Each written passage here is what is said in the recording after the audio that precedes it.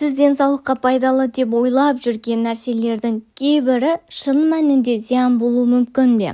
Бүгін біз денсаулыққа қатысты халық арасында ең көп тараған топ 10 мифті әшкерелейтін боламыз. Соңына дейін көріңіз, себебі соңғы миф сізді таңғалдыруы мүмкін. Бұл дүниелердің барлығын біз міндетті түрде айтып жүрміз. Ал ендеше кеттік. Бірінші миф: кофе жүрекке міндетті түрде зиян. Көп адам кофе ішсе жүрегі тоқтап қалатындай көреді. Бірақ ғылыми зерттеулер көрсеткендей, қалыпты мөлшерде кофе ішу жүрекке зиян емес. Керісінше, дұрыс мөлшерде ішсеңіз, ми жұмысын жақсартып, көңіл күйді көтереді. Ал шындыққа келсек, зияндысы артық мөлшерде ішкенде ғана. Екінші миф: кешкі 6-дан кейін тамақ жеуге болмайды. Бұл ең көп таралған қате түсінік. Іс жүзінде денеңіз уақытқа емес, жалпы калория мен тамақ сапасына қарай әсер етеді. Егер кешкісін жеңіл әрі дұрыс тамақ жесеңіз, денсаулығыңызға еш зияны жоқ. Шындығында бастысы порция мен сапа ғана. Миф үшінші: барлық май зиян. Көп адам май жесең семіресің деп ойлайды. Бірақ ағзаға пайдалы майлар зәйтүн майы, авокадо, жаңғақ майы жүрек пен мидың жұмысына өте қажет. Шындығын айтсақ, зияндысы транс майлар, фастфуд, чипсы. Төртінші миф: витаминдерді көп ішу денсаулық кепілі. Көпшілік витаминдерді уыстап ішсе, ағзасы мықты болады деп ойлайды. Шын мәнінде артық дозасы бауырға, бүйрекке ауыр салмақ түсіреді. Шындық, витаминдерді тек дәрігер кеңесімен жетіспеген жағдайда қабылдау керек.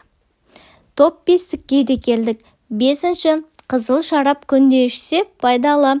Әлеуметтік желілерде шарап жүрекке пайдалы дегенді жиі айтады. Иә, құрамында антиоксидант бар, бірақ оны жүзімнен де, басқа жемістерден де алуға болады. Шындығын айтсақ, алкогольдің аз ғана пайдасынан гөрі зияны әлдеқайда көп.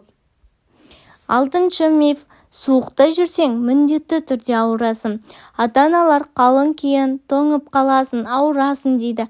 Бірақ тұмауды суық емес, вирус тудырады. Суықта тек иммунитет әлсірейді. Шындық, ауырып қалудың себебі вирус, ал тоңу тек жағдайды жеңілдетіп береді. Жетінші: детокс сусындар ағзаны тазартады. Қазір түрлі детокс соктар трендке айналды.